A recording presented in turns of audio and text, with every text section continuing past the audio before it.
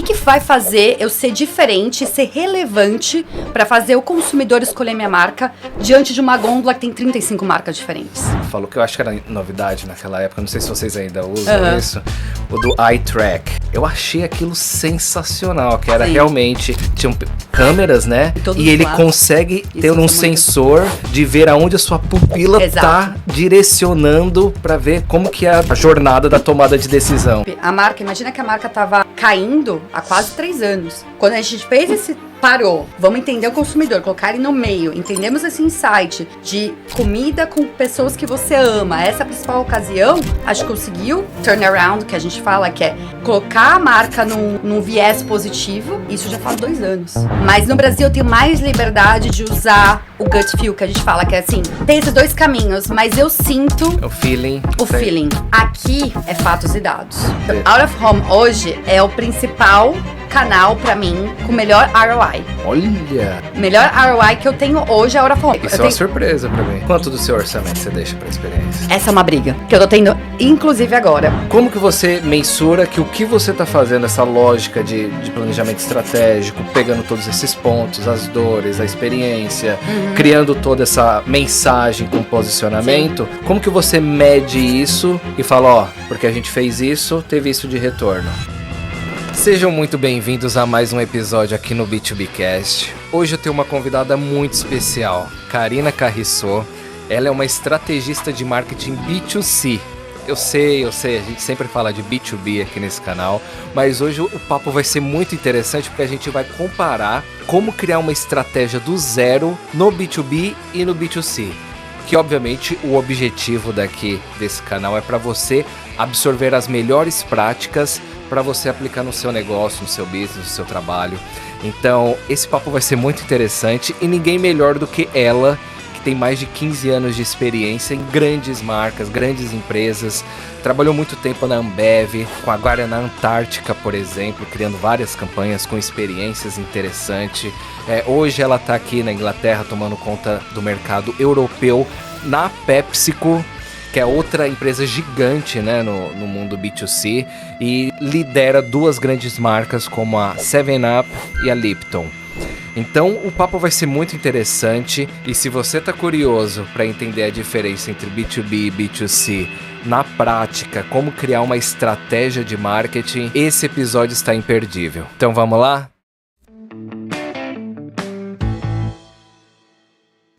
Karina, muito obrigado por ter vindo aqui hoje. A gente até conversou várias vezes antes de estar realmente aqui nesse episódio sobre essa diferença entre B2B e B2C. Você é uma profissional excepcional com uma carreira maravilhosa aí que tenho certeza absoluta que você vai adicionar bastante valor aqui nessa conversa. E eu acho que é bem interessante essa análise de comparação entre o B2B e o B2C, não como competição, mas no fato de você aprender e os dois, obviamente, sempre ganhar. E a gente até comentou, o Kotler criou um livro agora que é o Hate to Hate, né? Human to Human. Que a lógica é, o marketing dentro é você adicionar valor e ser notado para aquela pessoa também ter o valor em retorno, né? Mas, obviamente, no business, o processo é diferente. Então, é isso que a gente veio aqui hoje para conversar, né? Então, muito obrigado pela sua presença, primeiramente. Léo, eu que agradeço. Para mim é uma honra estar aqui, podendo contribuir de alguma forma para essa discussão tão relevante. É aquilo que você estava comentando. Eu acho que B2B ou B2C, estamos falando com human beings, com pessoas, com consumidores. Então, assim, de uma forma ou de outra tem muita sinergia. Então, eu acho que vai ser muito bacana a gente bater esse papo hoje e vamos aprender dos 2 lados, porque eu tenho certeza que o B2B muito agrega também para o B2C em várias táticas e estratégias de negócio. Então, muito feliz de estar aqui. Obrigada pelo convite. Legal. E a estrutura que eu acho que seria interessante a gente seguir até porque eu já escrevi o livro também, com os 6 fundamentos. Legal. A gente seguir os 6 fundamentos do B2B, e aí você comenta o que é diferente quando você vai criar a sua estratégia. Vamos talvez até tentar, por exemplo, um mindset de você acabou de ser contratada numa empresa. Como que você monta essa estratégia? Legal. Os primeiros passos. No B2B, eu coloco sempre o objetivo como o primeiro passo, que é analisar o business, entender o que o business quer, aonde ele quer chegar, para aí sim você estruturar até metas e criar todo o seu plano em volta daquele objetivo. Sim. No B2C, funciona da mesma forma ou você tem algum passo antes? Com certeza o objetivo é uma das partes mais importantes que a gente tem que, né, setar e a gente tem que definir, mas a gente tem um passo antes, Léo. Antes a gente sempre faz uma imersão com o consumidor. Porque a gente não tem como definir nosso objetivo de mercado sem saber quais são as necessidades do consumidor. E pra gente, trabalhar com bens de consumo, essas necessidades mudam constantemente. Então, por isso que todo ano, toda vez que eu tenho uma campanha nova, uma nova estratégia, antes de definir o objetivo, a gente faz uma imersão com o consumidor. Então, eu acho que esse é o passo 0, vamos dizer, legal. Antes de mover para o passo 1, que é definir o objetivo. Então, isso é muito importante pra gente, é básico. Antes de qualquer coisa, escutar o consumidor. Então, aquela lógica também que o Steve Jobs falava de eu não quero saber o que o consumidor quer, eu vou criar a demanda dele. Não é bem assim que funciona, né? Então, exato. Porque eu acho que talvez para ele, eu trabalho, né, não sei se, acho que você comentou na introdução, mas eu trabalho com refrigerante, com salgadinho. Sim. Então, o valor agregado do meu produto é muito baixo. Então, talvez para o Steve Jobs, que trabalha com um cenário diferente, ele tem mais... Vamos supor assim, claro que o consumidor, o insight é importante, mas acho que ele tem mais liberdade. No meu caso, eu preciso muito entender o que é o need do meu consumidor, a necessidade, para ter uma diferenciação e aí fazer escolher minha marca. Porque eu tenho muitos competidores ao meu redor. Sim. E todos eles investindo muito a todo momento. Entendi. Então, essa dinâmica de mercado faz com que seja um pouco diferente e a toda hora eu tenho que entender, cara, o que vai fazer eu ser diferente, ser relevante para fazer o consumidor escolher minha marca diante de uma gôndola que tem 35 marcas diferentes. É bem complexo. Entendeu? Então, essa dinâmica faz a diferença pra gente.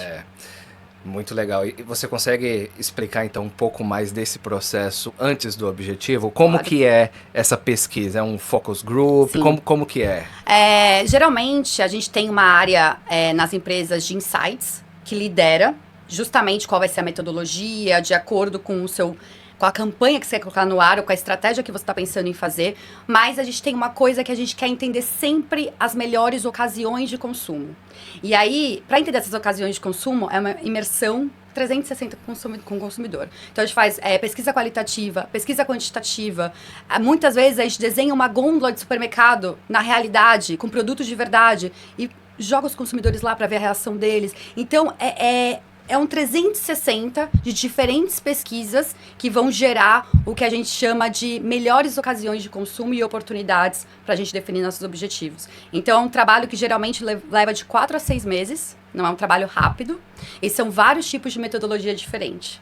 E aí, o time de insights junta tudo para a gente e gera os principais insights que vão ser relevantes para a nossa estratégia.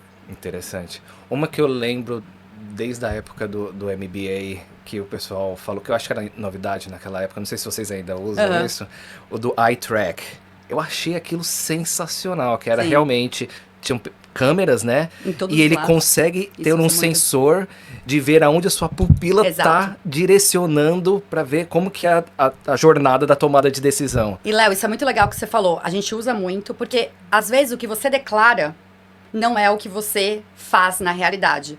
Porque a gente, como seres humanos, a gente sempre tá com receio do julgamento. Então, por mais que às vezes você não saiba qual é a empresa, porque a gente nunca fala qual é a empresa que está liderando a pesquisa, né? Até para evitar isso, as pessoas ficam receosas de dar a resposta que elas naturalmente agiriam se fosse 100 pessoas ouvindo, ou 100 pessoas vendo. Por isso que essa dinâmica de ter a tecnologia ao nosso favor, ver onde elas estão olhando, entender, é muito favorável, porque ela não precisa racionalizar e externalizar. É realmente o impulso que ela está tendo quando ela vê aquela situação. Entendi. Então, realmente, a gente está usando muito a tecnologia a nosso favor para captar o insight do consumidor na essência. Olha que legal. Porque às vezes quando a gente externaliza, não é o que a gente vai fazer na prática. Entendi. E aí, vamos lá. Então, agora o próximo passo. Você entendeu o comportamento. Exato. O que eles pensam, os sentimentos, as necessidades, enfim. Você tem todo esse pool de informação, esse pool de dados ali. Como que agora você cria o objetivo e cria metas? Como que você entende que aquela demanda você vai conseguir converter em clientes ou até clientes fiéis no futuro. Como que você faz essa parte do target? Sim, aí é sempre um time multifuncional, né? Então, claro que a gente lidera as discussões como estrategistas e marqueteiros, mas o time de insights tem um papel fundamental. Porque é aquilo que você falou, a gente vai ter muita informação, muita data. Então, como é que a gente define qual que é a principal? Então, geralmente é pelo tamanho da oportunidade. Então, vamos supor, vou te dar um exemplo, por exemplo, de 7-Up. A gente descobriu que 7-Up, a maior oportunidade era a ocasião com comida. Só que isso é muito aberto. Então, a gente começa a falar, beleza, a ocasião com comida é a principal. É 80% do consumo de 7-Up. Mas que tipo de ocasião com comida? Ah, é a comida que você come com as pessoas que você ama, com amigos, com família. Então, não é aquele on the go, não é o sanduíche que você pega e vai comer na rua e esse é seu almoço. Não, é quando você senta. Ah, então aí, porque 60%, dentro desses 80%, 60% do consumo é feito na mesa com as pessoas que você ama. Então, é sempre assim, temos um pool, mas quais são as mais relevantes, que vão trazer mais resultados para o meu business? E aí, você vai fatiando, e aí, por exemplo, com o 7-Up, a gente falou, não, nossa estratégia é focar em social food moments, em momentos de refeição divididos com pessoas que você ama. Legal. E aí, a partir daí, a gente faz toda a nossa estratégia, não só de comunicação, mas de inovação, todo o 360 da marca é a partir daí. Mas são esses cortes, muito com a ajuda de insights, porque tudo é quantificado. Então, a gente vai cortar qual a maior oportunidade, dentro dessa oportunidade, qual... E aí, a gente chega no objetivo. Então, é sempre fatos e dados. Sempre fatos e dados. E o que pode trazer maior retorno, porque, claro, a gente tá falando aqui de um business, né? Então, sempre o retorno, o que vai me trazer rapidamente o resultado esperado é o que é o foco. Então, Entendi. mais ou menos por aí. E quão preciso vocês conseguem medir isso? Hoje, bastante, tá? Assim, é aquilo que eu te falei. Como a tecnologia tá... Exato. E como a gente tem um time de insights grande a nosso favor, que eu acho que essa também é uma das diferenças, talvez, do B2B pro B2C, porque esse é o core do negócio, eu vi... A gente sempre fala, a gente tem que ser consumer-centric. Então, o consumidor tem que estar no centro de todas as decisões. Então, não é o que a Karina pensa, não é o que o Léo pensa, é o que o consumidor quer. E como a gente tem esse time que trabalha a nosso favor, e não é só um time de dentro da empresa, a gente tem vários parceiros. Então, por exemplo, a gente tem Nielsen, a gente tem Kantar, que são parceiros especializados em fazer esse tipo de pesquisa que nos ajudam. Então, Entendi. tudo é quantificado.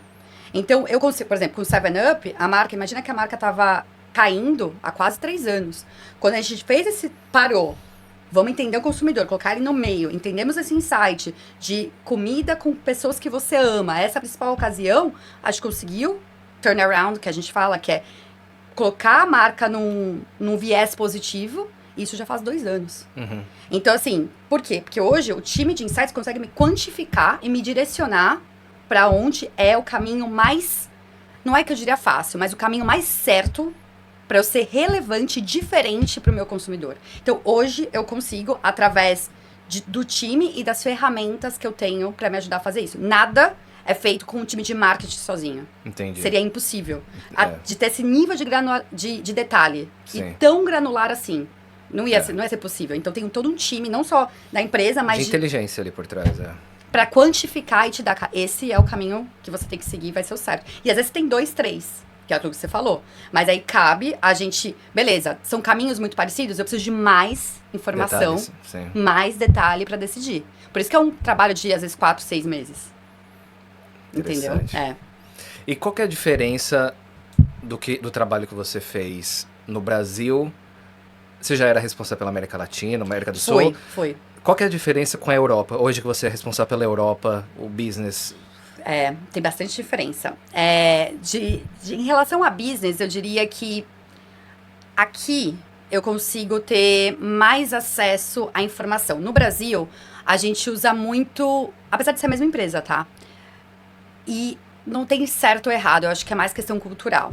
No Brasil, o gut feel que a gente fala, que é assim, eu tenho o consumidor no centro, sempre. Isso é básico. Sim. Mas no Brasil eu tenho mais liberdade de usar o gut feel, que a gente fala, que é assim, tem esses 2 caminhos, mas eu sinto O feeling. o feeling. Aqui é fatos e dados. É um robozinho, Exato. Então aqui é assim, você tá sentindo, mas, cara, não, me prova. Por que eu vou investir milhões aqui, sendo que esse dado tá me falando que é tão parecido quanto? Por que você decidiu esse? Porque você acha não. Por isso que aqui o trabalho às vezes demora um pouco mais, que eu preciso com fatos e dados provar o porquê pros stakeholders, que eu tô seguindo aquele caminho A e não B. No Brasil tem mais essa questão do feeling. Entendi. Que eu acho que é uma questão cultural mesmo da gente, né? Então, acho que essa é uma das principais diferenças no business. Tem outras diferenças, mas aí a gente pode conversar, acho que é um assunto para outro podcast, que é a diferença de cultura no trabalho, até a questão de horas trabalhadas, de como as pessoas julgam o seu desempenho. Tem muitas diferenças nesse sentido. Mas no business, eu acho que essa questão do gut feel é o que eu mais sinto no dia a dia. Interessante. Muito legal. E aí muda também o budget por causa disso? Porque você tem que investir mais na pesquisa? Ou isso você já tem essas informações já in-house? Você já tem um departamento Se eu que faz preciso isso? ir no detalhe do detalhe do detalhe, eu vou precisar pagar mais por isso. E sempre. Tranquilo. E no Brasil a cultura era diferente. Era no Brasil, como o gut feel conta, muitas vezes a decisão era o trade-off. Vou precisar gastar tantos mil, mas eu acho que aqui, vamos para aqui. Aqui vou precisar gastar tantos mil, mas eu acho que aqui, vamos gastar o tantos mil. Entendi. Aqui, eu acho que a cultura eu prefiro ter a certeza que eu estou indo pelo caminho certo do que tentar e errar. Entendi.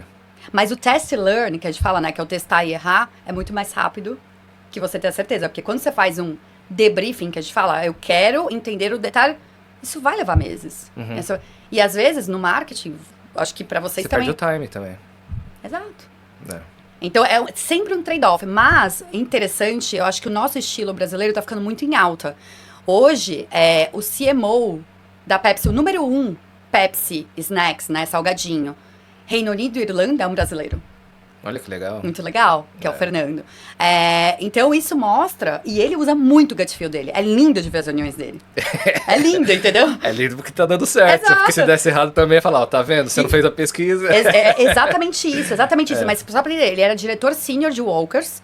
E ele fez o turnaround da marca. Também a marca tava em queda. Ele veio, ele conseguiu reverter.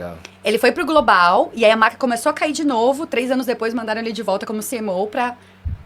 ajustar de novo a estratégia para voltar a crescer. Então, por isso que eu tô falando, eu acho que o nosso estilo de também ouvir um pouco nossa intuição é uma coisa que tá ficando cada vez mais em alta. Sim. E você tá vendo cada vez mais brasileiros em liderança. Eu acho que na Unilever, se eu não me engano, tem outro brasileiro que é CMO. Na Unilever UK.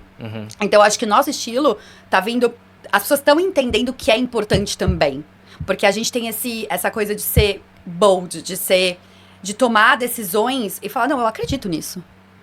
Mas você não tem, mas eu acredito. E eu acho que esse comportamento nosso é uma coisa diferente da cultura daqui e tá sendo valorizado, que é muito legal. Muito interessante. O próximo fundamento é a personalidade da marca, que com certeza no B2C vocês dão show nisso.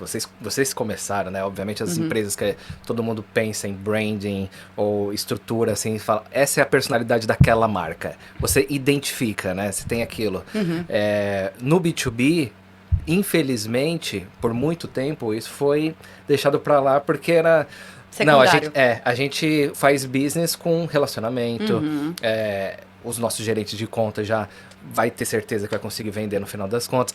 Gastar é só com ativação, para gerar novos leads, para gerar oportunidades, enfim. Como que você estrutura hoje, ou se é sua responsabilidade também, essa parte da personalidade da marca ou das submarcas que tem nesse guarda-chuva da PepsiCo? E quanto vocês investem de dinheiro também ali como comercial, como outras ações, para marca versus ativação? Léo, a gente chama essa questão de personalidade da marca de posicionamento, né? E também o que você falou muito importante, que é o que a gente chama de tone of voice, que é o tom de conversa da marca com o consumidor. Isso é essencial, como você falou, é básico, a gente tem que fazer, mas é muito difícil. E eu vou te explicar por que é muito difícil, porque é aquilo que eu te falei, eu tô trabalhando com produtos de valor agregado muito baixo. E aí... a chance de você ter um posicionamento de marca clichê, que a gente fala, é muito alta. Então, pensa, não vou nem falar de refrigerante nem de salgadinho, mas você pensa em shampoo. Você pensa num comercial de shampoo, sempre vai ser igual. Aqueles cabelos lindos, as pessoas ao vento com cabelo. Pode ser qualquer marca de shampoo ali. Você coloca Eusébio, todas cabem ali, porque é clichê. Aquilo ali significa categoria. Então, porque é uma categoria de valor agregado baixo, então todo mundo tem o mesmo insight de consumidor e vai atrás da mesma coisa. Então, eu acho que o desafio da gente que trabalha com produtos de valor agregado baixo é criar um posicionamento diferente num universo que todo mundo está tentando fazer a mesma coisa. Então, em refrigerante, a gente sabe, o principal ponto para eu atingir meu consumidor e gerar venda, é eu falar de sabor e eu falar de refrescância. Então, se você pegar as propagandas de refrigerante, a maioria delas está mostrando um copo com gelo, o refrigerante caindo, aquela coisa. Mas podia ser qualquer marca ali. Então, como é que eu crio um tone of voice, uma conversa com o consumidor que é única? E que se ele vê aquela propaganda sem eu mostrar a minha logo, ele vai saber que sou eu. Então, esse é o desafio. E esse, por exemplo, falando do meu concorrente, Coca-Cola faz isso muito bem. Porque a Coca-Cola, ela saiu da funcionalidade de falar do funcional e começou a falar do quê? Da emocional, criar conexão emocional. Se você vê felicidade, Natal exato. É Coca-Cola. Mudou até a cor do Papai Noel. Exato, o Papai Noel ficou vermelho. Então, assim, essa é uma sacada que lá atrás eles tiveram que é muito forte. Que assim, cara, eu vou parar de falar do meu produto, até porque meu produto tá começando a ser demonizado. A caloria vazia, tudo mais. E vou começar a falar de uma conexão emocional que eu tenho com o meu consumidor, que vai muito além do meu produto. Só que pra você chegar nesse estágio, é pra marca love brands, que a gente chama. Marcas amadas, entendeu? E pra você começar a ir pra esse lado, você tem que ser muito corajoso. Entendi. Porque você tá deixando, por exemplo, meu produto, aqui no Reino Unido é £1. £1. Cara, será que realmente eles vão ver uma conexão emocional ou o cara só quer se refrescar com 7-Up? Entendi. Entendeu? Então, pra você... o trade-off, né? É o trade-off. Talvez pra você começar a ir pra esse lado emocional, é um investimento de médio e longo prazo. Porque talvez você não vai ver venda agora, mas você tá construindo um futuro. Entendeu? Então, são para marcas muito consolidadas. É uma experiência que você tenta fazer naquele comercial, naquela imagem, naquela mensagem, que é aquela experiência que você quer que a pessoa viva, né? Ou que queira viver quando estiver tendo aquela mesma experiência. Que é aquilo que a gente conversou até nas nossas conversas antes, Léo. A experiência é uma coisa que a pessoa nunca esquece. Agora, uma campanha de TV, um outdoor, ela vai ver daqui 3 segundos e ela provavelmente não vai lembrar mais. Então, gerar uma experiência positiva é uma coisa que é única para uma marca. Mas, e até falando um pouco das marcas que eu cuido de 7-Up e Lipton, por exemplo, 7-Up, a gente estava muito nessa questão de criar um posicionamento mais emocional, falando de upliftment, falando de como eu elevo o mood, o humor da pessoa quando você tem um 7-Up. Só que a gente começou a perceber, a gente não tá aí ainda. A gente não tá aí ainda. A gente precisa voltar um pouco a falar de funcionalidade primeiro, para depois criar essa conexão emocional. Então, agora a gente tá mudando todo o posicionamento para falar de refrescância. Entendeu? Para falar, cara, 7-Up é o refrigerante que faz você sentir mais fresh. Mais a refrescância que você precisa no seu verão, por exemplo. Sem ser uma maneira clichê, sem ter só o copo com gelo no verão, tá? Que é importante também você ter o contexto, mas a mensagem você tem que ser diferente pra pessoa olhar na gôndola e falar, não, eu vou testar esse produto. Ou, não, eu já testei no passado, eu quero de novo. E aí, não só a comunicação gera um posicionamento, como eu falei pra você lá atrás, o posicionamento ele tem que ser refletido em todos os touch points, todos os pontos de contato com o consumidor. Então, inovação tem um papel muito forte. Então, vamos supor, como agora eu falei, meu posicionamento ele vai ser funcional de refrescância, eu tô lançando inovações que estão, que a gente fala, entregando para isso. Então, eu tô lançando agora, por exemplo, um Pink Lemonade, que é uma limonada rosa, em 7-Up, que tem tudo a ver com a marca, porque a 7-Up é sobre limonada, então tem tudo a ver, só que falando muito dessa refrescância, que só um líquido, uma limonada rosa pode trazer pra você. Então, assim, tudo que você faz tem que entregar a favor do seu posicionamento. Legal. Então, não é um trabalho fácil, de novo, o consumidor sempre no centro, tem que ter um insight verdadeiro ali, para você criar um posicionamento em cima e sempre tentando criar diferenciação. Se você não diferencia, e aí pode ser via comunicação, via inovação, está fadado ao fracasso. Porque todo mundo vai querer fazer igual você, vai fazer igual você. E o consumidor não vai ver a diferença. E eu vejo isso como um problema também em muitas empresas do B2B, que eles focam só nessa parte de features. tem isso, você vai conseguir isso e isso. E aí eles esquecem, mas não por não estar no momento. É por não saber do poder do marketing, que você também pode gerar a partir das emoções. Exato. E no B2B, muita gente fala, não é emoção, é racional. Porque eu vou só decidir o que é racional para a empresa. Mais ou menos, porque a decisão, ela tá atrelada na confiança. Com certeza. Se o cara ele for lá e comprar um serviço, um software, uma plataforma, uma máquina que não funcionou direito, ele pode ser mandado embora. É verdade. É o emprego dele. Aquilo, é óbvio que ele vai tomar uma decisão um pouco mais bem pensada, só que tem sentimento, sim. É a confiança, é ali de... Poxa, e se a marca ela não tá passando a confiança que precisa, com o site meia boca, a mensagem mais ou menos, a que tiver melhor, eu falo, putz, essa empresa já é mais confiável. Que é exatamente isso, confiança. E aquilo, vamos voltar lá atrás do que você falou, Léo, que faz todo sentido. Que Kotler diz, todos estamos trabalhando com humanos. Exato. Então, assim, é impossível você falar que uma decisão não de usou... robô. Não é. Em qualquer tipo de decisão da vida. Então, por que no B2B vai ser diferente? Exato. E tem também essa outra parte de awareness, que foi o que a gente começou a falar, né? De branding também, junto com ativação. No B2B também a gente tem um pouco desse problema de não querer investir em awareness, em branding, só em ativação. Só que 95% do mercado não está pronto para comprar. Não é igual o B2C, que às vezes é muito da emoção no momento que está na loja. Impulso. No impulso, exatamente. Eu vou lá e compro. Não, são às vezes projetos de milhões, que demora 6 meses para fechar um contrato. 1 ano para fechar um contrato. Desde o lead, gerou oportunidade e demorou 1 ano ali de projeto. Então, imaginem toda essa jornada se você estiver focando somente em ativação quem estiver pronto para comprar. Não dá, você tem que educar o cliente com a sua solução, você tem que explicar o que você é bom, você tem que estar na cabeça dele. No top of mind. Existir, pelo menos. Porque esse é um problema também de muita empresa B2B, que ela só acha que no momento certo eles vão estar lá e pronto, agora o meu marketing é de ativação. Então tem que ser esse marketing mix. Você tem que ter awareness, branding, falta leadership também para dar essa confiança, criar conteúdo que as pessoas veem e falam assim, ó, putz, eles sabem do que eles estão falando. Sim. Então eles têm credibilidade, autoridade. E aí sim, você converte com campanha de produto, que aí são os features, né? Faz isso, faz aquilo, vou te ajudar nisso, tal. E aí você termina ali. Tanto é que tem gente que zoa, que fala, o funil não existe mais.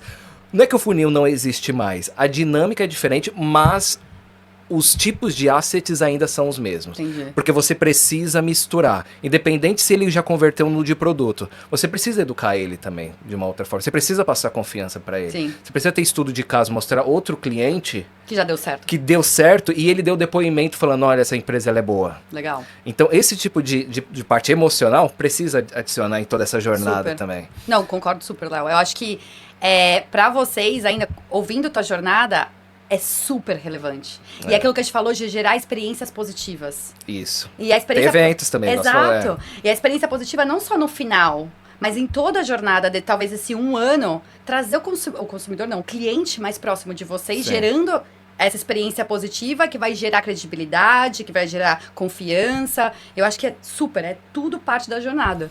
E tem muita sinergia, né? Quando a gente se escuta... Exato. Né? E é importante aprender também, porque, por exemplo, igual... Eu até comentei com você que foi um dos motivos que eu criei o podcast, fiz o livro. Tem muito pouco conteúdo de B2B. As pessoas aprendem na raça. Já dentro da empresa, entendendo como que funciona. Minha faculdade, MBA, tudo que eu estudei, todos os outros cursos, era usando exemplo de B2C. Então, fala da Coca-Cola, principalmente antigamente, porque a Coca-Cola era uma marca principal, Apple, enfim. Talvez hoje o pessoal deve estar falando talvez de NVIDIA, que é uma B2B. Então, talvez esteja mudando, eu não sei. Eu espero que estejam falando. Sim, com certeza. E voltando nessa parte de mostrar toda essa jornada, de entender toda essa lógica de como você adiciona valor e cria essa demanda para converter essa demanda também para gerar oportunidades e vendas, é bem legal. O próximo fundamento é o público-alvo. Tá. Que esse eu acho que é o que realmente mais diferencia dos fundamentos para B2B para B2C, né? Porque o B2B, a gente tem 3 personas. Tá. Tem o decision maker, é o cara, o gerentão lá, o diretor que vai assinar, aprovou a compra, Legal. Tem o usuário. Então, às vezes, você, por exemplo, comprou uma plataforma. Você vai ter 200 usuários dentro daquela empresa. Então, você tem o usuário que a experiência dele conta. Sim, a opinião dele conta. claro. Pra até se você for renovar ou não aquela solução, enfim. Então, tem o usuário, que você tem que deixar ele feliz também. E tem um influenciador dentro da empresa. Então, às vezes, pode ser o jurídico falando, não, esse contrato não tá legal, e melar o contrato na última hora. 1 ano, imagina. Nossa, senhor. Aí tem departamento de compras, que também às vezes eles não são nem o decision maker e nem o usuário, mas eles influenciam. Às vezes pode até nem te selecionar para você entrar na disputa. Então tem várias outras, depende obviamente da solução, você tem vários outros stakeholders que podem influenciar nisso. Legal. Então você tem que criar uma comunicação pro decision maker, que ele tá tomando a decisão certa, pro usuário, por que aquilo vai ajudar ele. Tipo, eu vou salvar seu tempo, vai acontecer isso, você vai ter vários ganhos. Mostrar os benefícios. É mais fácil de usar, tal, enfim. E você vai ser até melhor visto dentro da empresa, porque a gente vai conseguir te dar esse suporte que você precisa. E os influenciadores, pensar em todas as objeções que eles podem criar.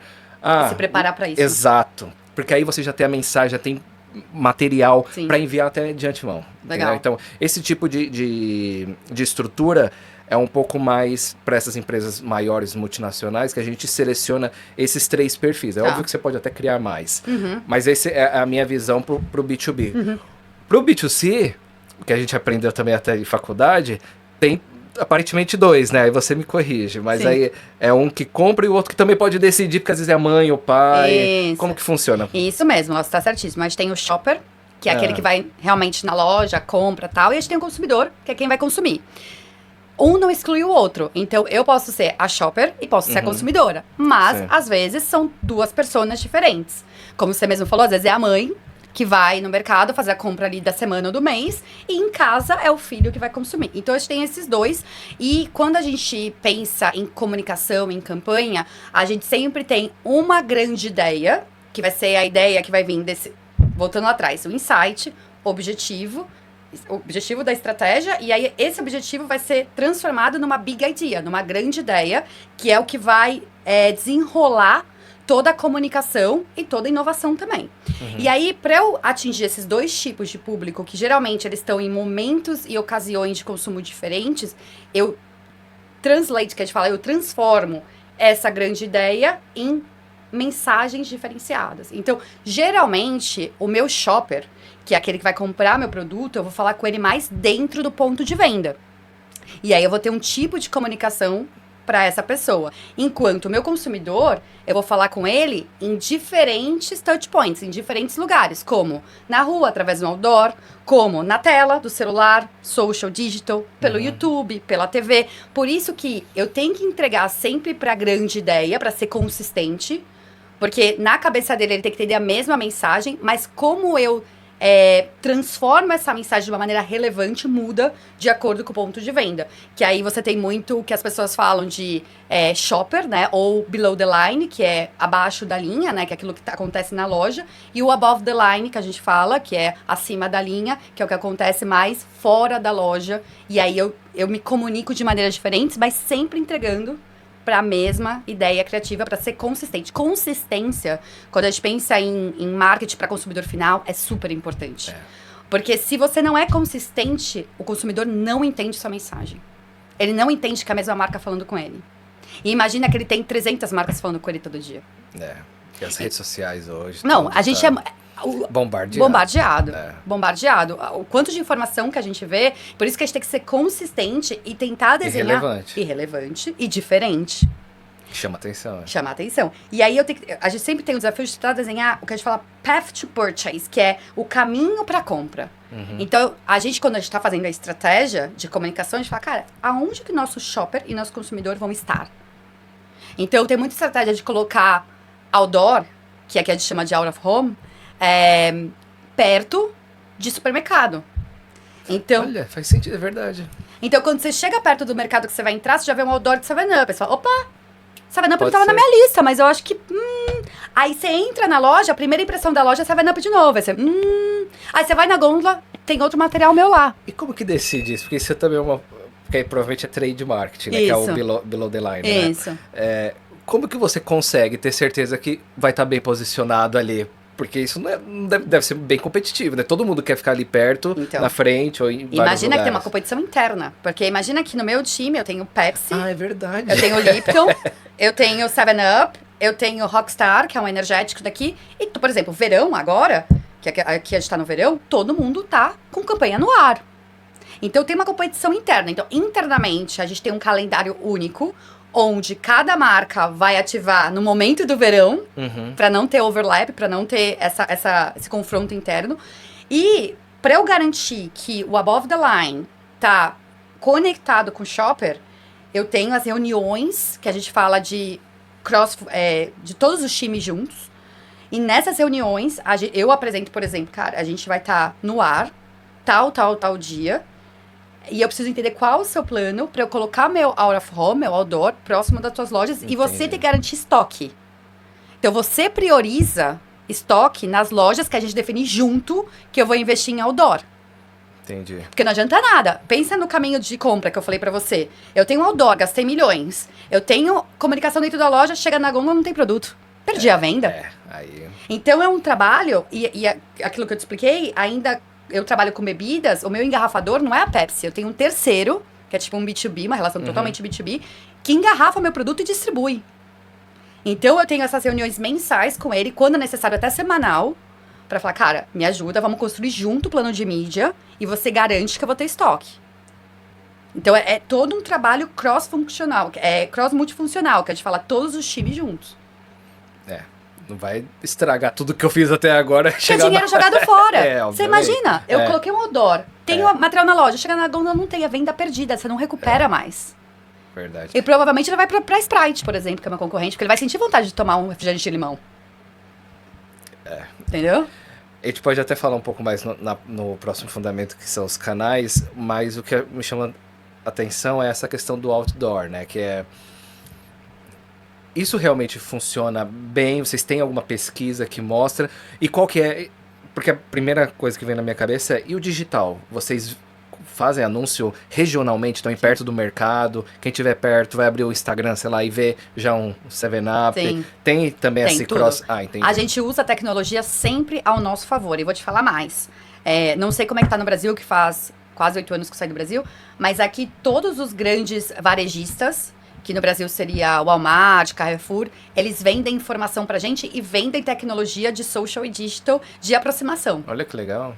Então, é tudo em parceria. Todo o plano de mídia é feito em parceria também com os grandes varejistas, para pegar essa oportunidade de, quando chegar perto, eu conseguir falar com o meu consumidor de uma maneira mais intensiva. Cara, compra meu produto, ele tá ali, ó. E o outdoor, como você falou, funciona muito bem. E a gente tem uma ferramenta, a gente tem várias ferramentas no nosso favor. Esses mesmos... Lá atrás, quando a gente falou do Passo Zero, essas mesmas empresas, Nielsen, Kantar, que me vendem informação da estratégia geral, me vendem informação também de mídia. Então, eles conseguem me dar, por exemplo, uma pesquisa de ROI, de retorno sobre investimento, de out of home, de outdoor. Olha que interessante. Isso é incrível. Então, por E exemplo... como é? Só estatístico? Ele é estatístico. É estatístico e eles cruzam com, por exemplo, se tem um outdoor próximo de, vamos pôr, um Walmart, ele cruza a informação daqui com as vendas do Walmart. E aí ele me dá um ROI. Ele fala, cara, quando o outdoor foi pro ar, as suas vendas cresceram... Entendi. 30%. Então, Entendi. E hoje em dia, só pra te ter uma noção, out of home, que é o outdoor, é engraçado porque outdoor é em inglês, mas aqui eles chamam de out of home. Não, quando eu cheguei Mas será aqui, que é americano, que aí muda? Porque aqui tem bastante coisa também que muda do americano pro outdoor britânico. pra eles não entendem, é out of home. Enfim. Não, eu sofri muito, que eu falava assim, vamos fazer o outdoor, aí todo mundo... Oi? Aí eu fui entender que era out of home. Anyway, out of home hoje é o principal canal pra mim com melhor ROI. Olha! Melhor ROI que eu tenho hoje é out of home. Melhor, por exemplo, só pra você entender. Isso é uma surpresa pra mim. A gente tem essa ferramenta em todos os canais. Então, por exemplo, claro que a metodologia muda de medição, mas YouTube, e aí é marca por marca, tá? Às vezes você tem marca, geralmente a categoria é muito parecido. Então, o que eu vejo em 7-Up, eu vou ver em Pepsi e tudo mais. Mas pode ter algumas nuances. Mas hoje, eu tô investindo menos em YouTube, porque YouTube, pra mim, tá dando ROI baixíssimo, enquanto o out of home tá bombando. Entendi. Entendeu? Mas, claro, social... Mas tem que manter também. Ou Eu vocês mantenho. cancelam? Não. A gente mantém só num diminui nível. o orçamento. Diminui. Como aqui eu sei que o retorno sobre investimento é muito maior, claro que. Aí, Sim, é aquilo que eu sim, te falei, a gente tá normal, num business e a gente Sim. quer resultado rápido. B2B Então, é bem assim, sim. então a gente coloca aqui. E claro que eu vou ter uma manutenção aqui, mas não vai ser meu foco. Entendeu? E aí hoje o social muito grande tá crescendo. É o que a gente fala de CGC, que é o Content Creator, que é quando a gente contrata o influencer e ele faz o conteúdo pra gente. Legal. E aí eu só dou um briefing pra ele, mas a criação é dele, pra ser autêntico. Muito Entendeu? legal. Então isso tá crescendo cada vez mais. Então aquela coisa tradicional de eu ter uma campanha, um filme, e aquele filme vai estar... Isso já hoje em dia, hoje o que funciona... Porque se o consumidor que follow, que segue aquele influencer, percebe que ele mudou o tone of voice, mudou o jeito de falar por conta de uma marca, ele já skip. Ou até para de seguir. Então nem os influencers hoje aceitam quando uma marca dita o que eles têm que fazer. Script, não dá. Não dá. É assim, me fala qual é a campanha, ele assiste 2 vídeos, lê, e ele vai fazer do jeito que ele acha que é relevante pro público dele. E isso tá crescendo demais também. Pra mostrar a autenticidade. Autenticidade. Também. E aquela coisa de tipo, beba 7-Up. É. By the way, 7-Up tá ali, exato. By the way, ele tá ali, entendeu? Faz parte. Né, Faz de parte toda a da... experiência. mas tá acontecendo outras coisas, Sim. entendeu? O do filme que você comentou é uma curiosidade que eu tenho já há um bom tempo. Porque eu achava que era uma estratégia espetacular, porque a Apple fez muito isso no começo, né? Das pessoas mais inteligentes estavam usando um MacBook, alguma coisa nesse sentido. Que hoje até eles provavelmente nem pagam mais, as pessoas querem usar, né? Como que funciona esse tipo de negociação? Como que você sabe que um filme vai lançar para você fazer parte daquele filme e mostrar e criar aquelas experiências para sua marca estar envolvida naquilo? Aconteceu isso com a gente agora. Não sei qual filme que ia lançar. Era um filme de desenho, alguma coisa assim, ou de super-herói. E a própria... não lembro qual que era, se era Marvel. Universal. Não lembro, mas a própria distribuidora do filme entra em contato com a gente. Entendi. Eles são espertos, né? Eles Eles querem são. levantar um dinheiro também. Tipo, então não é não. vocês que vão atrás. Pode entendi. ser. Muito raramente você vai ter uma estratégia de mídia que inclua eu quero estar num filme. Entendi. Entendeu? O que pode acontecer por exemplo, nesse caso aconteceu, o super-herói usava 7-Up, porque 7-Up também é gigante nos Estados Unidos, e aí a Universal entrou em contato com a gente e falou, cara, tem uma oportunidade, o seu produto já está, você pode double down, você pode aproveitar essa oportunidade e fazer uma ativação, e a gente vai te cobrar 50% menos, porque seu produto já tá lá. Então, isso é um jeito. O outro jeito é muito difícil, antes, quando o filme está sendo produzido, você saber ir lá. Entendi. O que acontece eles entram em contato com as grandes empresas e falam, cara, esses são os filmes do ano. A gente acha que esse... catálogo, né? Exato. Tipo, E eles já fazem com a sugestão de marcas que podem ser relevantes. Entendi. E aí você ativa... É porque vocês têm que adaptar o filme, né? Não é um filme que vai adaptar no patrocinador. E aí, vamos supor, aconteceu isso. A gente teve aquele Caça-Fantasmas, que lançou, acho que o ano passado, ou 2 anos atrás. A gente fez com Snacks. O filme tava pronto, eles entraram em contato com a gente e falaram, cara, a gente acha que Caça-Fantasmas tem tudo a ver com What's It. What's It é tipo o nosso Cheetos, né? A gente falou, cara, tem tudo a ver mesmo. Aí o que a gente fez? A gente fez uma embalagem com Caça-Fantasmas. Olha que legal. E a gente fez um compre e ganhe com o ticket do filme. Entendeu? Então, isso acontece bastante. Mas aí é muito legal, porque isso é bom quando você trabalha em grandes empresas, porque ele já vem com o catálogo pronto pra você, como você falou. Entendi. E quão aberto você... sei lá, de flexibilidade você tem dentro da empresa para criar essas coisas diferentes no próprio produto? Porque uma que a gente sempre lembra da infância, o Tazo, que vinha no salgadinho. Que era da Pepsi também. Então, isso era uma coisa muito legal. Como que faz para vocês manterem também esse buzz? Igual eu acho que o McDonald's faz isso muito bem no Brasil, né? Sempre tem uns brinquedos diferentes, tal. Teve agora da Fórmula 1 tal. Como que vocês criam isso? E qual que é o processo de aprovação interna? Porque deve ser muito dinheiro também para fazer isso em escala, Tudo é muito dinheiro. Tem 2 pontos aí. Primeiro, hoje em dia é muito mais difícil que antigamente. Porque tem uma questão ética de não se falar com crianças. Mas, então, vamos supor, o Tazo. O próprio Todinho... O personagem de Todinho tá em risco.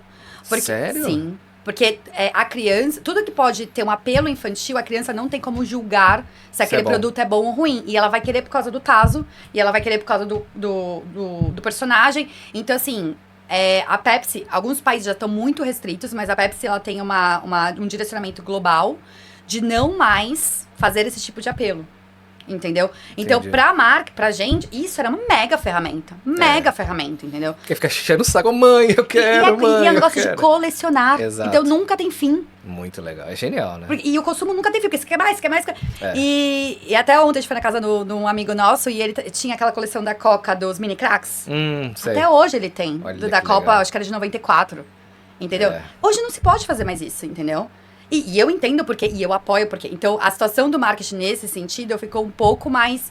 Achei que ser mais criativo pra atingir o consumidor de uma forma relevante. E essa coisa de brinde, essa coisa tá cada vez... Você tem que tomar cuidado. Muito. Então. E faz sentido, porque você Sim, fez uma sim, criança é. se encher de gordura, se encher de açúcar, não é legal. Mas isso já é lei? Ou é Alguns a países política sim, da mas empresa? a polícia, mesmo nos países que não é lei, a Pepsi tem uma diretriz global que não pode. Legal. E outra coisa, por exemplo, que isso é uma coisa que é muito legal, trabalhar numa empresa assim, e não sendo hipócrita, porque a gente ainda sabe que tem muitos produtos que fazem mal, mas a Pepsi, por exemplo, ela não lança nenhum refrigerante no mercado que seja com açúcar. Entendeu? É sempre zero açúcar. Qualquer tipo de Mas inovação. o Pepsi original ainda tem açúcar, né? Ainda tem. Só que hoje, só pra você entender, no UK, 85% do volume de Pepsi é zero. Olha. Então a gente tem uma meta de... Que é a Max, né? Que é a Max. Deixa- Então, a meta global da Pepsi é ter 90% do portfólio, de venda de portfólio em zero. Pra reduzir o consumo de açúcar no mundo. Então, Muito isso são, interessante. são pequenas, assim... Eu não vou ser hipócrita de dizer, nossos produtos são mega saudáveis. Não. É. Mas essas ações me deixam muito feliz de ver acontecendo. Mesmo em países... Interessante. É, muito legal. Por exemplo, tem a questão do sweetener, do adoçante. A Pepsi não... Nenhum país do mundo da Pepsi, e o Brasil é permitido, pode usar aspartame. Porque é o adoçante mais cancerígeno que existe, entendeu? Então, no Brasil pode, é o mais barato que se tem. Entendi. Todas as empresas usam. A Pepsi não usa. Interessante. Por uma questão de política interna, porque é um adoçante que faz Legal, muito faz mal. parte dos valores da empresa. Então, Pensa isso é também até no próprio marketing, né? Que é a Exato. personalidade da empresa. Exato, É o que você exato. vê como valor. Exato. E isso tá ficando muito trendy também. A gente não divulga várias coisas, mas a gente tem uma área chamada Pep Positive, que é justamente por isso. E não só essa questão de alimentação mais saudável, menos... a gente fala better for you, melhor pra você. Mas a questão de ajudar, por exemplo, os produtores de batata. Olha que interessante. Entendeu? E aí a gente lançou uma lei que tinha foto dos produtores de batata. Entendeu? Quer dizer, cara, isso faz a diferença. Porque é uma cadeia produtiva que não é só a Pepsi gigante que tá... Tem muita gente por trás que tá ajudando. Faz muita diferença mesmo. Porque aí volta naquilo que a gente estava falando também da personalidade da marca. Você não está somente influenciando boas práticas, né? Como um ser humano. Nós somos todos humanos, queremos, obviamente, um futuro melhor para os nossos Exato. filhos e para todo mundo. Como também para os funcionários. As pessoas têm orgulho de trabalhar numa empresa que segue essas coisas. Exatamente isso. Então, e aí um funcionário também mais motivado e feliz de falar do que ele Produz está mais. falando, produz mais e É o o ciclo do resultado... Exato. Então Entendeu? é muito legal. Total. Voltando ainda um pouco nessa parte do público-alvo, Tá. a minha pergunta foi inicialmente focada nas personas, mas tem também um outro ponto que é, por exemplo, o Total Addressable Market. Você entender todo mundo que é possível comprar de você Sim. e quem que você quer que realmente compre. Compre, Como que você faz esse filtro? Porque no B2B a gente tem esse... Já é muito nichado, né? Por Sim. ser, às vezes, uma solução muito específica e técnica. Então, você já tem o Total Addressable Market muito pequeno. E dentro disso, você tem que ter um mercado ideal. Que é quem realmente vai pagar num valor que vai dar um lucro bom. Sim. E que realmente eles precisam em um nível que eles vão ficar muito felizes a ponto de falar bem e continuar trabalhando e crescendo junto como um relacionamento. Então, depois que você achou o mercado ideal dentro do Total Addressable Market, que aí sim você pega as personas e as contas que você quer trabalhar. Então, por exemplo, a PepsiCo, eu quero que vocês sejam meu cliente. Aí eu vou lá e filtro todo mundo que pode ser um potencial ali dentro dessas Sim. personas, para aí sim criar uma campanha em cima de vocês. Entendeu? Então é muito nichado, é muito bem filtrado, focado, até para melhorar a mensagem, fazer os ajustes da mensagem para aquela persona. Como que funciona essa estrutura, esse filtro no B2C? Ou vocês já realmente é para todo mundo? Não. Como que é, então? Vamos lá. Então, a gente, voltando lá no passo zero, pesquisa de mercado, sempre. Sim. A gente entende qual é o consumidor. Refrigerante, geralmente tem um consumidor que chama de Gen Z, né? Que é o consumidor mais jovem, é uma geração antes da nossa. Então, esse que a gente fala é o bullseye. É o consumidor que a gente vai focar na nossa comunicação. É o consumidor que a gente vai...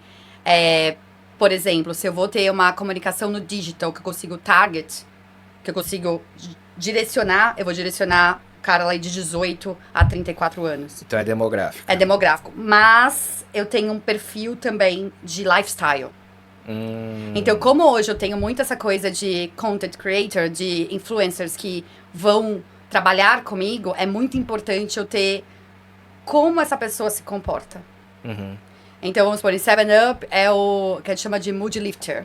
É aquele cara que ele tá buscando sempre experiências boas que vão deixar ele mais feliz. Então, você tem uma parte mais de característica, não só demográfica, que para ajudar essa nova forma de fazer comunicação e mídia. Que é a forma desses influenciadores, entendeu? Então, tá mudando cada vez mais. A gente tá... Sempre acho que a gente vai ter o demográfico, porque ajuda muito na mídia tradicional. Mas a gente também tem essa parte mais comportamental, que ajuda até a gente definir quais são os influenciadores que a gente quer que trabalhem pra gente. Que muito conversam mais com esse tipo de target. Então, acho que tá mais... E assim, sempre quando a gente tem o bullseye, a gente tem as outras camadas que vão ser impactadas porque acham que essa geração é trendy. Entendeu? Então, vou te dar outro exemplo. A gente fez uma pesquisa de mercado recentemente e eu descobri... Porque pensa, lembra que eu quero ser diferente, eu tenho que ter diferenciação. Todos os refrigerantes estão falando com o Gen Z. Todos, porque é o principal mercado. E aí as experiências são sempre parecidas também. Sim, porque imagina que todas as marcas estão comprando as mesmas informações de consumidor. Então, eles estão vendo a mesma coisa. Então, a chance de ter uma estratégia muito parecida é muito igual. E aí, quando eu comecei, eu falei, beleza, eu tô lançando Pink Lemonade. Pink Lemonade tem que ser de Gen Z, é isso mesmo. É onde eu quero capturar meu volume e tal. Mas eu comecei a ver que quando eu colocava isso, foi muito uma coisa... pequena, incipiente nossa. Porque quando eu colocava a minha campanha no ar de core, de 7-Up verde, eu tinha muito engagement, muito engajamento com millennial, com a gente. Com pessoas 30 mais.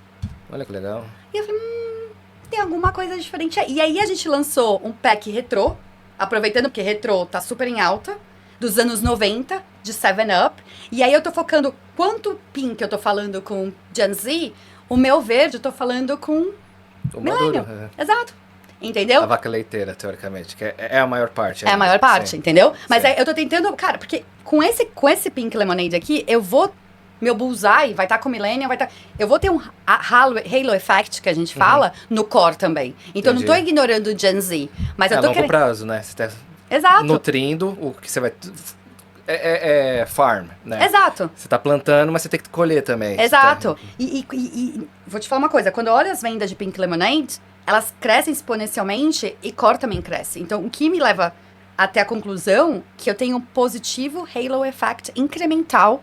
Então, quando a pessoa lembra, quando ela olha, isso é muito legal do papel de inovação. Porque a inovação não só entrega pro produto em si, ela entrega pra marca totalmente. Então, quando ela olha a Pink Lemonade, ela fala, pô, também vou levar umas latinhas de verde, de 7-Up normal, porque é tão gostoso. Olha que legal. Isso é muito mágico. E aqui um upsell. Exato. E aí, desse lado de cá, com verde, eu tô falando com o Millennium que nenhum soft drink tá falando. E aí, a gente lança uma campanha com o Discman, com o CD normal. Olha que legal. Entendeu? Tudo falando dos anos 90, de ser retrô. Nostalgia também. Nostalgia que tá super em alta. Entendeu? Então, são essas coisas, nuances. E aqui, esse negócio foi muito ver e agir. Não foi uma coisa diferente da minha estratégia anual, que eu te falei dos passos zero. Aqui foi, cara, a gente começou a perceber via social, via rede social, um engajamento gigante de 30 a mais. E a gente falou, tem uma oportunidade aí. E aí você perguntou da autonomia. E até eu acabei não tocando nisso. Apesar da PepsiCo ser uma empresa gigante, eu tenho muita autonomia de fazer o que eu acredito.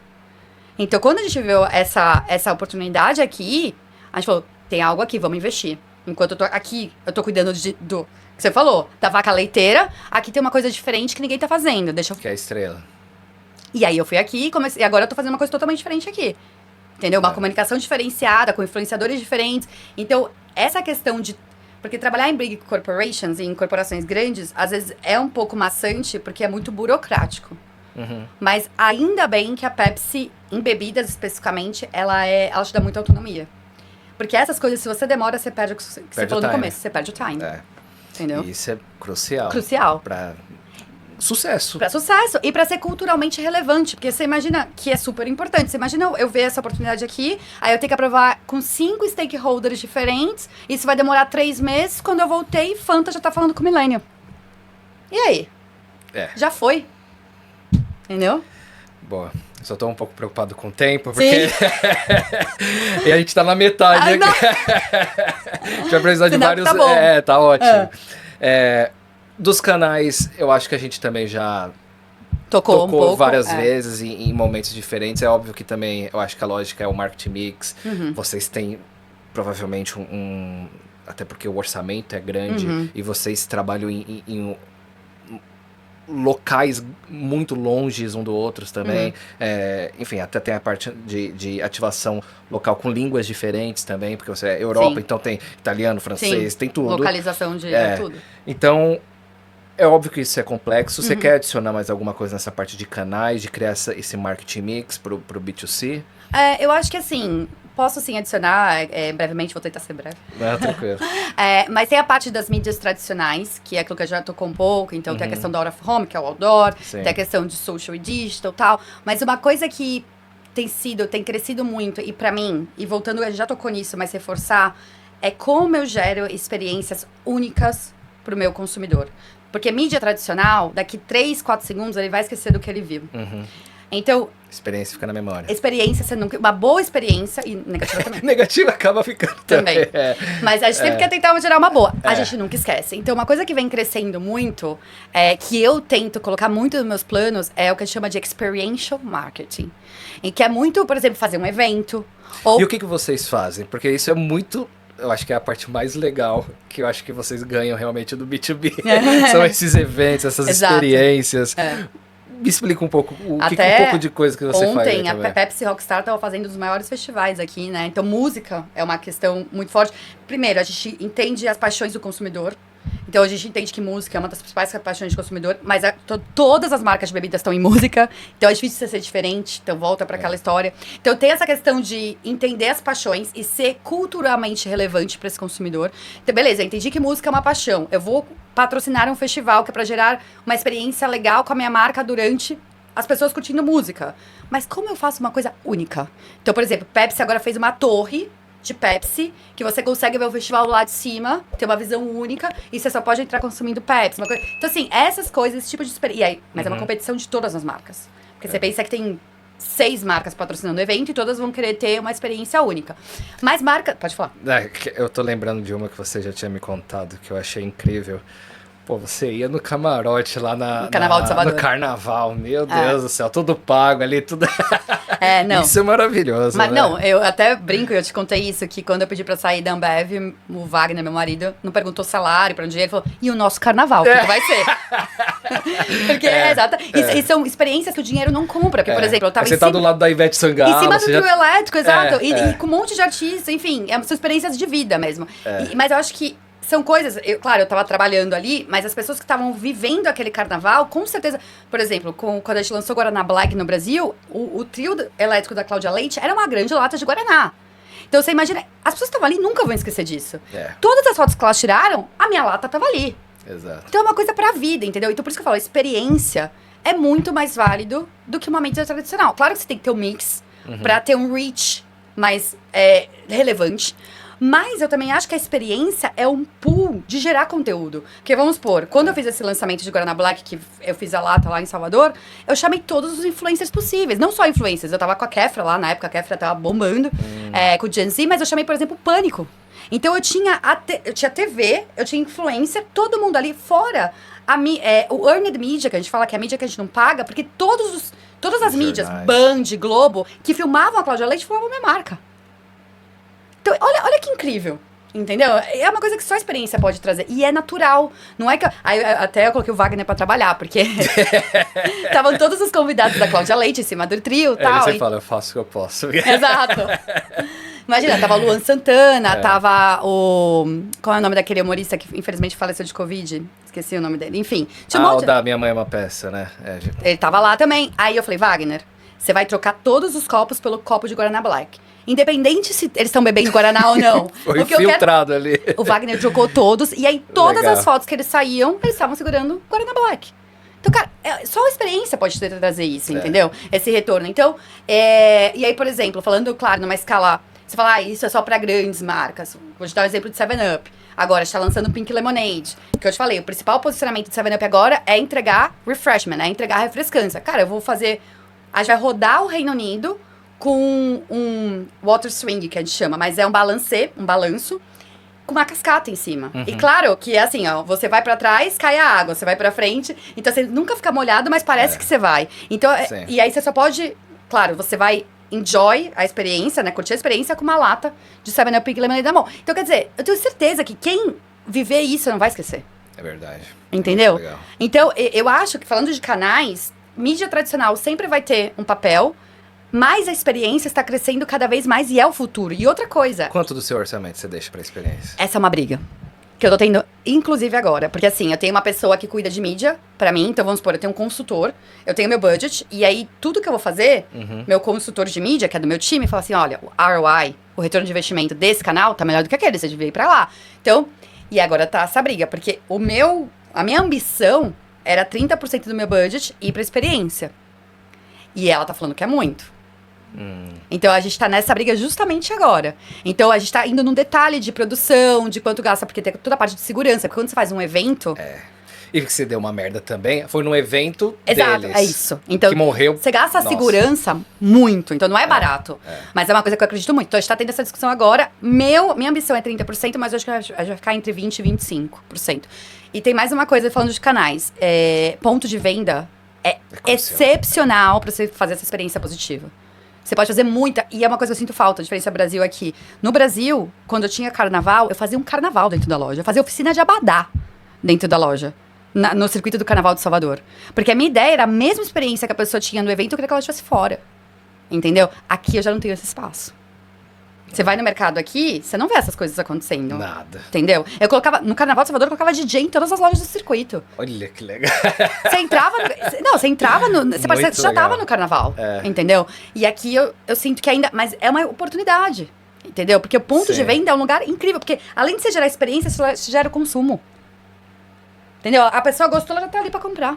Verdade. Então, eu acho que é uma mega oportunidade, que é outra diferença entre o Brasil e aqui, que a gente tem que, como brasileiro, fechar esse gap. Exato. Ali é onde você realmente fecha todo esse ciclo, né? Porque até esse marketing mix que a gente tava falando, você tá fazendo tudo isso, e tudo isso é pra chegar naquele momento exato que ela tá com o carrinho, vai passar e decide, compra ou não compra. É isso. Tudo isso é pra chegar nesse ponto. No B2B, já tem uma pesquisa também que antes até de virar um lead, ele já viu e já relacionou com a sua marca, entrando no seu site ou viu algum post seu, pelo menos 11 vezes. Uau! Então imagina o tanto de approaches diferentes que você tem que ter, até aquela pessoa também... É óbvio que tem também a parte da sorte, né? Que é o de oportunidade. Porque às vezes também deve ter algum shopper ali, que chegou ali na hora, às vezes nem viu nada, às vezes não lembra realmente, mas viu e falou, vou levar isso aqui só pra testar. Que tem também, mas não é... Não é sempre, é raro. A gente tem que pensar nesses 95% que ainda não estão prontos pra comprar e continuar mostrando, reforçando, a mensagem tem que estar clara, enfim. E esse ponto que você falou é muito importante, Léo. Essa compra por impulso, que é uns 5, 10%, o principal ponto para ela acontecer é você estar localizado no melhor lugar da loja, que é perto do checkout, do caixa e tudo mais. E é carésimo tá ali. Porque é como eu te falei, os grandes varejistas têm toda essa informação na mão, eles sabem. Então, tudo é pago, tá? Tudo é pago. Nada acontece no varejo sem pagar. Entendi. Chega a ser até um nível de, por exemplo, da 0 a 0, mas só pelo fato das pessoas estar consumindo aquilo, para no futuro elas repetirem? Sim, se for uma inovação, sim. Entendi. Para esses do que você já tá mais maduro, vocês não fazem não precisa tanto, mas para inovação, às vezes, a gente vai no 0 a 0 para gerar o consumo, porque o que a gente quer é que a pessoa, que na verdade é uma estratégia até de sampling, é uma estratégia de amostragem daí, faz que é sentido. até mais barato do que eu ter uma pessoa entregando. Então o 0 a 0 fica mais barato do que eu ter, o custo por amostragem compensa. Entendi. Para uma inovação, entendeu? Legal. Bom, quinto fundamento, plano estratégico, que agora é você juntar tudo isso. Você tem um objetivo, agora você já entende. Sim. Você já fez a pesquisa, no caso no seu, você já vai juntar os 5 antes. Então tem a pesquisa, o objetivo, a lógica da marca, a personalidade, o público-alvo, você já entendeu quem são eles, os canais, todo esse marketing mix, como que você cria esse plano para ser consistente e você ter certeza que aquilo está funcionando de uma forma contínua, realmente, de tipo, é um sucesso contínuo. Pra não dar merda, pra depois, beleza, a gente perdeu 3 meses agora, já perdeu dinheiro. Exato, é. Como que você cria esse plano estratégico? São 2 fases, Léo. A gente para, geralmente, uma vez no ano. Geralmente não, a gente para uma vez no ano pra pensar no planejamento do ano seguinte. E a gente para também uma vez no ano pra pensar no planejamento de 3 anos. Justamente pra gerar essa consistência. Então, nunca é só o ano que vem. É o que eu vou fazer nos próximos 3 anos com a minha marca. Então não é quarter, não é cada 6 meses, é anual. E depois, e aí acabou o anual, começa o planejamento de 3 anos. Então, essas são as fases que a gente trabalha no planejamento. E importante, o planejamento, ele é também com várias áreas da empresa. Então, não é um planejamento de marketing. É um planejamento que marketing vai liderar, mas eu vou ter o pessoal de finanças comigo, eu vou ter o pessoal de vendas comigo. É um time multifuncional que vai construir junto. Tanto é que tem partes, é sempre um deck, um PowerPoint gigante, tem partes que cada um é responsável.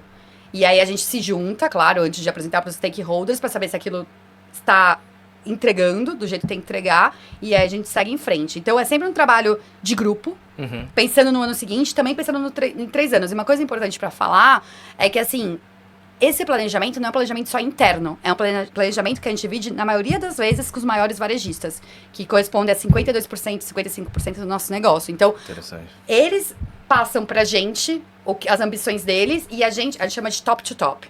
Então, uma reunião que eu brinco, o Olimpo. Então, é só CMO, presidente, com o CMO, presidente do outro lado, e eles apresentam o planejamento deles e o nosso, e tem uma discussão se tem oportunidade, se está entregando, o que a gente precisa ajustar. Então, isso acontece muito B2B também. Entendeu? Antes da gente pensar como vai chegar para o consumidor, cara, as nossas estratégias como big corporations estão alinhadas para a gente entregar o que a gente precisa entregar o ano que vem e daqui 3 anos? E às vezes eles puxam a gente. Às vezes falam assim, cara, falta uma inovação na categoria de limão, de limonada. Vocês não estão entregando nada. Pense em alguma coisa, me traz uma proposta. Porque eles têm a inteligência deles também, exato. né? Eles querem ter sucesso. E eles têm um marketing todo deles. Exato, exatamente isso. Eles veem que a categoria, por exemplo, de limão tá caindo. E aí eles falam, tem uma oportunidade aqui. E acho que queria que você ajudasse a gente. Se você não ajudar, a Coca vai ajudar. Você consegue trazer um plano pra mim o mês que vem sobre isso? Então é sempre feito a 4, 6 mãos com esses grandes varejistas, entendeu? Bem bacana. Aí depois você tem realmente todo esse planejamento pro ano e para 3 anos também, para manter essa lógica de longo prazo. E é um planejamento não só de marketing, de vendas, finanças, tudo. Sempre P&L é mandatório, assim, tipo, em tudo que a gente faz. A gente é uma empresa, a Pepsi é muito drivada, acho que todos, né, em resultado. Então, que é o próximo fundamento, performance. Exato. Como que você demonstra realmente o resultado que o que você está fazendo como marketing está realmente dando resultado? Porque, seguindo a lógica do B2B, que é falar, vamos focar mais só em ativação, eles podem falar também, vamos focar só em trade marketing. Vamos focar só o pessoal lá realmente no ponto, fazer aquilo funcionar, e vender. Como que você mensura que o que você está fazendo, essa lógica de planejamento estratégico, pegando todos esses pontos, as dores, a experiência, criando toda essa mensagem com posicionamento, como que você mede isso e fala, porque a gente fez isso, teve isso de retorno? Esse é o grande desafio para todos os marqueteiros, eu acho, né? Porque as empresas são muito ansiosas de querer resultado. O resultado, e acho que a gente pode dividir em 2, o resultado de business e o resultado para marca. A sua pergunta, vou só investir em shopper activation e é isso, e vai gerar resultado? Vai sim, a curto prazo, mas não vai entregar um médio e longo prazo. Então, por isso que você precisa dos 2 lados. Resultado, curto prazo, é medido market share, é medido venda, e a gente consegue ter é muito dinâmico, porque é aquilo que eu te falei, os grandes varejistas, eles têm como controlar o que sai no checkout dele. Então, eles têm as próprias informações que eles vendem pra gente. Então, eu consigo semanalmente saber como o meu produto tá indo. O que gera uma ansiedade muito grande. E aquela coisa, não tá indo bem? O que eu já fazer? Aquela coisa toda. Então, assim, resultado de vendas semanalmente, se quiser, você tem. Mas a gente sempre tenta falar que marketing, eu preciso esperar os resultados de marca. E aí a gente tem anualmente, ou a gente pode fazer também 2 vezes no ano, a gente contrata uma empresa, que no caso, a metodologia que a gente usa chama de Brand Love. E aí você vê relevância, você vê saliência, você vê awareness, você vê todos os KPIs de marca pra saber se aquilo mexeu o ponteiro ou não. Mas isso tem que ter paciência, porque isso não vai vir, no mínimo, 6 meses depois da campanha pro ar. No mínimo. Pra eles falam que um bom resultado no mínimo, é tipo 1 ano. Mas como a gente é muito ansioso, a gente vai nos 6 meses. Sim. Entendeu? Mas essa é a grande briga do marketing. Porque muitas vezes os resultados de vendas não estão vindo, mas eu tô entregando no médio e longo prazo. Então, o melhor dos mundos que o marqueteiro tem que fazer é ter uma estratégia de shopper muito forte para entregar ao curto prazo, para segurar a ansiedade dos acionistas e dos seus E também fazer um above the line muito bom para entregar um médio e longo prazo, para essa marca ser consistente e relevante no futuro. Sim. Então, não é fácil, mas é um dos principais desafios nossos. Não, é perfeita a sua pontuação. Eu acho que realmente você acertou no meio. Pelo tempo, todo final de podcast eu pergunto pro meu convidado uma história de sucesso que as pessoas gostariam de ouvir, aprender, ver como que foi a jornada, como que você chegou até certo ponto, e uma história de fracasso. Porque a maioria das pessoas só falam também só do sucesso. Então, alguma coisa que deu errado, que elas aprendem com o erro dos outros também. Legal. Eu acho que a história de sucesso, a gente pode dar exemplo de Pink Lemonade, que a gente tá lançando agora. Por que eu falo que é uma história... Acho que 7-Up no geral, é uma história de sucesso. Porque primeiro eu peguei essa marca, eu tô na marca há 2 anos e meio, mais ou menos. A marca tava em declínio há mais de 3 anos, então era um desafio grande. E eu acho que com esses passos que a gente conversou, que eu acho que o seu livro traz muito bem, e aplica super pro B2C também, a gente ouvindo o consumidor, tendo o objetivo claro, criando a estratégia, a gente conseguiu reverter. E aí... O que eu acho que é o sucesso agora? Porque a gente viu, quando a gente estava ouvindo o consumidor, a gente viu essa questão de social food moments, essa questão de consumo de comida, produto, comida e amigos, que foi o que a gente investiu no começo. Mas a gente também viu que tinha uma mega oportunidade em inovação. A gente também viu que 40% do volume incremental de refrigerante vinha de inovação. E a gente falou, cara, a gente não consegue fazer isso agora, porque a inovação, para eu desenvolver uma inovação, demora um tempo. Então, a gente teve paciência, a gente criou uma inovação do zero, que é Pink Lemonade. E esse ano, a gente está lançando o Pink Lemonade. O Pink Lemonade a gente lançou em maio. E por que eu acho que é uma história de sucesso? Porque a gente lançou num grande varejista aqui, como exclusividade. E em 4 semanas, Pink Lemonade já era a maior inovação dos últimos 5 anos desse varejista em soft drinks, em refrigerante. Uau! E aí você pergunta, por quê? Cara, eu acho que primeiro por trazer o inusitado, o diferente. Aquilo que eu falei pra vocês no começo, o diferente. Todo mundo tá fazendo igual.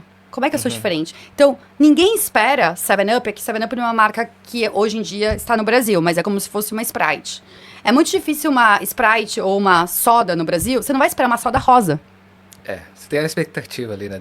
Exato, então você chega e você vê o produto que era transparente ou verde ficar rosa, já te dá. E aí você compra, e aí tá tendo a recompra porque o produto é muito bom. Então não é só um trabalho de marketing, é um trabalho muito de R&D, que desenvolveu um produto espetacular. Que a pessoa prova e fala, isso é refrescante, isso é que eu quero pro meu verão. Então por isso que eu acho que é um caso de sucesso. Uma coisa que foi desenvolvida em 8 meses, muito rapidamente, localmente, porque o global tava fazendo outra coisa. E tá sendo um sucesso tremendo sem a campanha pro ar ainda. A campanha tá indo pro ar semana que vem. Então, é o produto por ele mesmo. Pra você ver o poder, porque pra mim, a maior mídia que existe é a gôndola. E a gôndola pra gente. É o boca a boca, com certeza, mas é a gôndola. Porque quando você chega lá e vê um negócio diferente que te chama a atenção, porque o produto é rosa choque. Entendi. É eye-catching. Não tem como você chegar na gôndola e não... Nossa, isso é diferente. E ainda mais eu não esperava. Sim. Vou provar. E o produto é bom, aí tem a recompra. Então, eu acho que esse é um case de sucesso que eu me orgulho muito de ter trabalhado e liderar.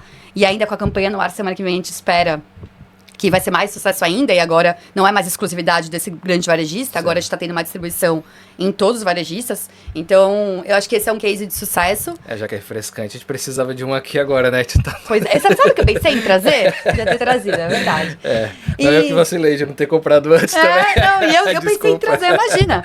Mas vai ter oportunidade. Esse verão agora tá pesado. A gente tá fazendo até um dos brindes que a gente tá fazendo, um ventiladorzinho portátil, sabe? Olha, sensacional, tá vendo? São detalhes, são coisas tá? que... É a experiência. Porque eu quero trazer refrescância pra ele, pro consumidor 360. A narrativa tá toda ali. Entendeu? É aquilo que eu te falei. Quando você tem um posicionamento, você tem que entregar em todos os pontos com o consumidor. Perfeito. A consistência da mensagem. E ele nunca mais esquecer. Muito legal. E aí, um caso que eu posso te falar que foi pra gente dar um pouco de risada e como é que a gente contornou, foi com o Lipton, também recente. E aí é muito essa questão que você falou da localização. Da gente ter que transformar a linguagem e tal, porque hoje o Reino Unido, ele é o mercado para 7-Up, que entrega para a Europa todo. Então, tudo que a gente vai aqui vai para a Europa. E com o Lipton, isso acontece de uma outra forma. Que quem é o mercado que faz para a Europa toda é a França. Então, eu tenho duas dinâmicas. Com o Lipton, a gente faz mais um lift and shift, que a gente fala. A gente pega o que a França faz e adapta para cá. Só que pensa que no verão, eu tenho que entregar todas as campanhas junto. Então, tudo muito acontecendo muito rápido, tal. E aí, meu time... E eu acho que uma coisa que a gente tem que saber fazer e acreditar é delegar. Porque senão a gente não consegue fazer tudo sozinho. E eu deixei muito essa parte de adaptar as coisas da França com o time, tal. Óbvio que é minha responsabilidade, mas... Aí, beleza, a gente trabalhando a 200 por hora, o meu time me comunica que eles tinham aprovado a campanha de Lipton toda com a garrafa da França, não com a garrafa, porque a garrafa é um pouco diferente. É muito parecido a garrafa que vai pro mercado, mas porque a gente tem plantas, produções diferentes, o formato muda. Entendi. Então, imagina assim, toda a campanha que tá no ar agora tava com a garrafa da França. E não com a garrafa do Reino Unido. Entendeu? E aí eu acho que vem muito essa questão. Eu acho que é mais uma coisa de liderança, de confiança, que é aquilo que você falou muito que tem também no B2B. Cara, eu e meu time, a gente confia um no outro muito, assim, sabe? E aí eles me falaram e eu falei, quanto que é pra gente... Eu falei, tem duas opções. Ir pro ar assim e vai dar ruim. Entendeu? O consumidor não vai perceber, tenho certeza, porque é muito, mas o time da Pepsi vai perceber. E a gente vai ter que arcar com esse erro. Ou a gente vê quanto custa e muda tudo e atrasa a campanha pro ar. Porque não vai ser de um dia pro outro que a gente vai conseguir mudar tudo. Imagina, tudo impresso já, out of home, todo outdoor, tudo. Porque tem a parte digital e a parte que é realmente, enfim. Normalmente seus orçamentos não são baixos, né? Então. B2C tem essa vantagem e desvantagem também, porque se deu errado, são muitos milhões. Aí eu falei, cara, qual a coisa mais certa a se fazer? É corrigir. Vamos ver quanto que dá. Aí eles viram quanto que dava, era um valor expressivo. E aí o time todo muito ansioso, porque eles falaram, cara, eles não vão aprovar essa verba, vai dar ruim. Tipo, eu falei, vamos confiar? A gente vai aprovar pela gente. E é isso. Se alguém perguntar, a gente explica o que foi.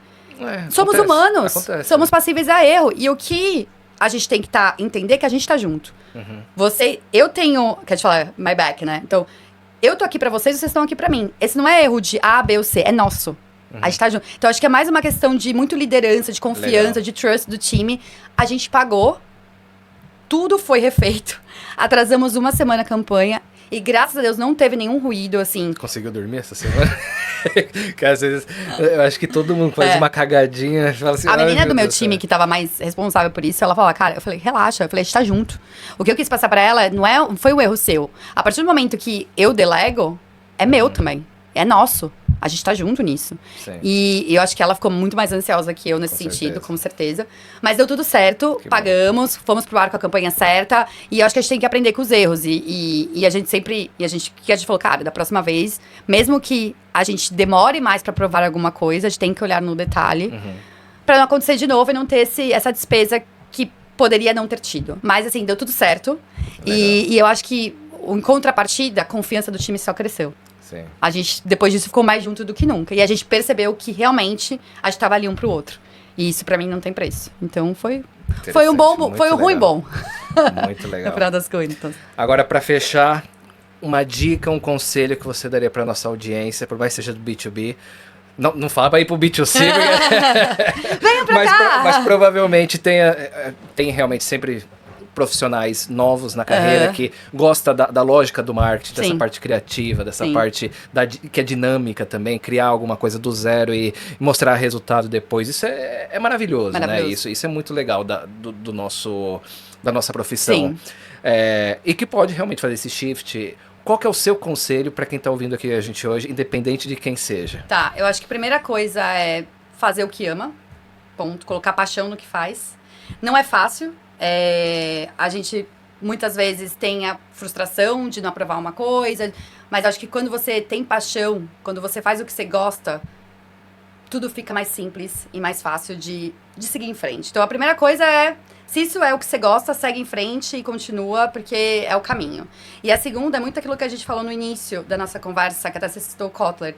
Essa questão de somos todos humanos, todos queremos ter uma vida boa, boas experiências. Então, vamos ter isso na nossa cabeça quando a gente pensa. O consumidor não é uma pessoa diferente da gente.